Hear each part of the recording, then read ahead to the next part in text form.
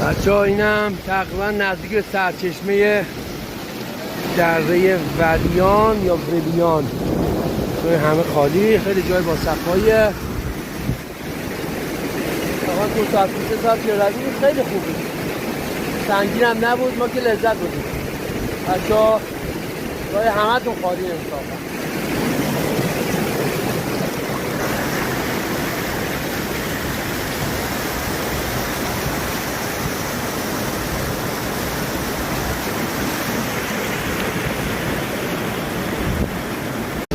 بچه ها اینم تقریبا نزدیک به سرچشمه دره ولیان یا ولیان.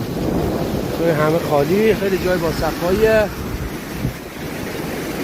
واقعا 2 ساعت 3 ساعت که رویم خیلی خوبه، سنگین هم نبود، ما که لذت بودیم. بچه ها جای همه تون خالی انصافا.